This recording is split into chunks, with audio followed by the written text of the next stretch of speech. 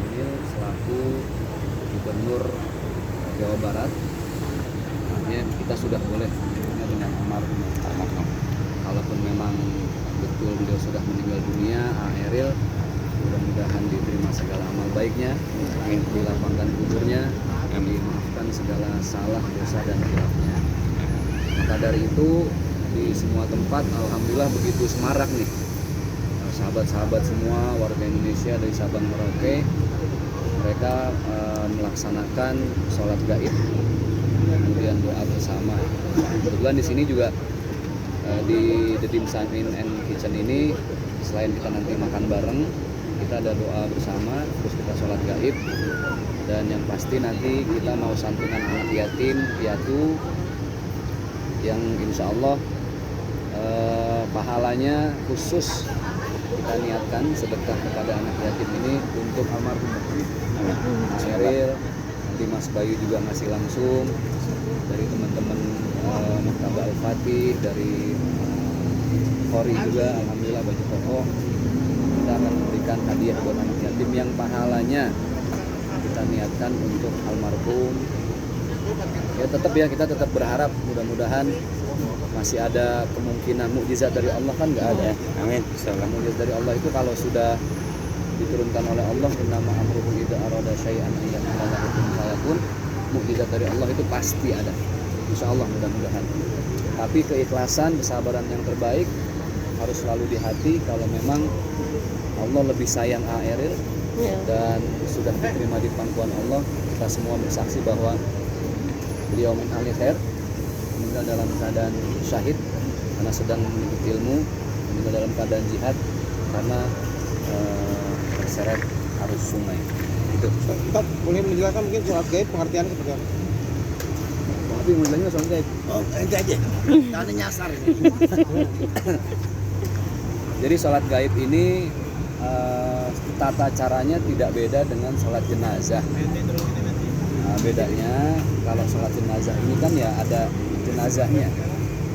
Sholat gaib itu sholat jenazah yang tidak ada jenazahnya di tempat tersebut dengan beberapa kemungkinan.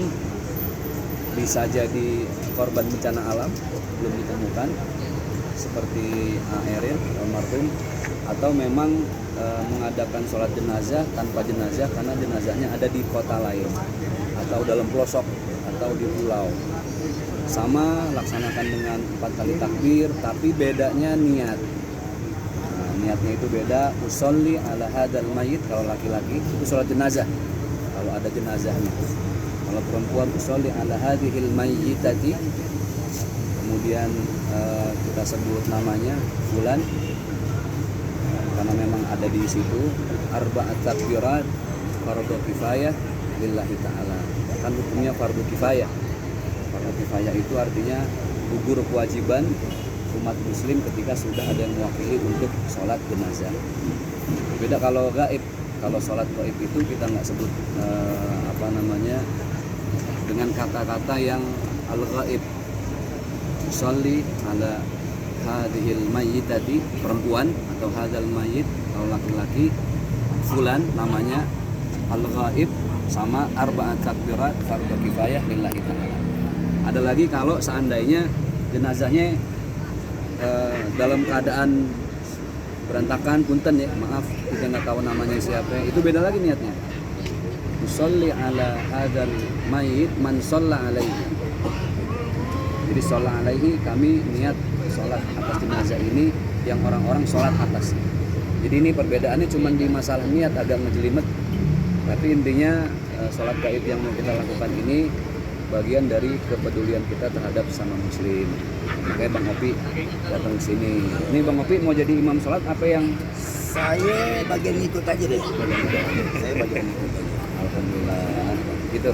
Mungkin secara pribadi mungkin Ustadz atau Bang Opi kenal mungkin dengan Kang Emil atau Eril sendiri atau Ya, pernah bertemu? kebetulan kalau Eril ya, itu 4 bulan sebelum dia kena musibah, dia sempat bikin iklan sama gue tuh, BJB. Oh iya. Masih ada, kita emang taruh terus.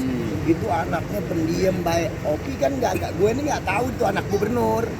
Nanya nih sama sutradara, itu anak laki itu siapa? Oh itu anaknya Kang Emil. Oh kenalan kan? Jadi pernah ketemu bang langsung? Ketemu 4 bulan sebelum dia musibah, makanya kaget banget. Nah itu anak laki yang main iklan bareng itu, anak laki yang bareng main sama gue gitu kan. Nah, akhirnya begitu lihat dia tanya sutradaranya, ini yang kena musibah di Sungai Are Suez nih, yang main iklan sama kita iya Bang Opi ya. 4 bulan sebelumnya main iklan mau Bang Opi bareng BGB. Sosoknya seperti apa sih? Anaknya baik, sopan ya, main lebih tua. Udah pokoknya sopan tuh anak. Itu Bang Opi juga berhasil kehilangan karena memang 4 bulan sebelumnya sempat kenal sama dia. Meski anak seorang gubernur berarti nggak Baik dia, pakaiannya sederhana, terus sepatunya apa segala, anaknya biasa aja, terus sopan sama kita. Kalau dia minum, dia makan, dia nawarin kita itu. sempat ngobrol nggak sih? Ngobrol sama dia, ngobrol. Tinggal di mana ya Bang Opi? Condet. Oh iya, kalau saya masih di Bandung. Oh ikut bapak, ikut ayah, ikut papa. Kenal banget, makanya kaget. Ya Allah, itu anak kita nggak sangka.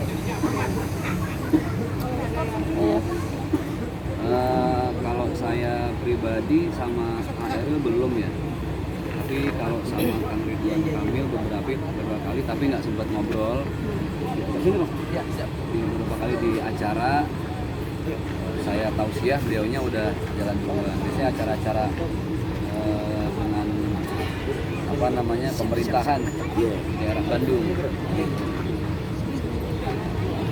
Pak Ustadz, ini Kang Eril banyak banget nih dicintai oleh masyarakat. Siapa duluan nih? Banyak banget dicintai masyarakat. Bukan hanya Pak Ustadz aja nih yang menjalankan sholat gaib. Ada beberapa yang kan juga Iya. serentak itu gimana sih Pak Ustadz? Betul. Saya lihat postingan Ustadz Yusuf Mansur, alhamdulillah. Terus di beberapa postingan, oh ini Bang Sandiaga Uno juga beliau bikin acara sholat gaib.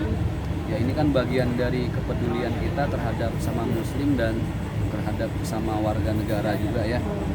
Gimana pun musibah yang dialami oleh Kang Ridwan Kamil ini musibah kita semua, ujian untuk kita semua, banyak hikmahnya, belajar lagi untuk ikhlas, untuk sabar, karena kita nggak pernah tahu loh di antara kita semua siapa yang nanti mungkin Allah pilih dititipin musibah kan dalam bentuk yang berbeda, kita nggak tahu.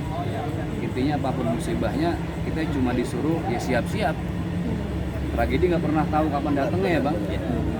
Makanya wabasyiris sabirin, kata Allah dalam surah Al-Baqarah, berikanlah kabar gembira kepada orang yang bersabar. Siapa sih orang yang sabar? Nah kan gitu. Orang yang sabar, orang yang berhadapan dengan musibah apapun, seberat apapun, dia tetap punya prinsip inna lillahi wa inna ilaihi rajiun. Kita ini milik Allah dan kita semua akan kembali kepada Allah. Pasal ini juga kan dinyatakan sebagai syahid akhirat. Mungkin seperti apa sih syahid akhirat sendiri?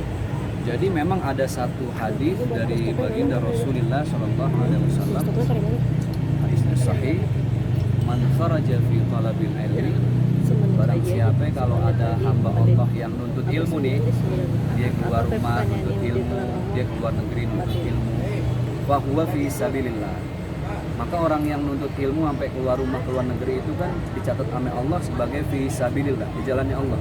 Sampai kapan? Hatta yarji'a, sampai dia nanti kembali kepada Allah. Ini kan jelas hadis ini begitu indah menjelaskan kepada kita bahwa Ariel posisinya dalam menuntut ilmu kan. Dia mau nyari kuliah universitas untuk kuliah S2. Yang berikutnya dalam kita agama Islam, orang yang meninggal karena bencana alam, tragedi alam, itu dihitung sebagai mati syahid. Mati syahid artinya meninggal yang dimudahkan proses akhiratnya oleh Allah Subhanahu wa taala. Istimewaannya sendiri seperti apa? Yang pasti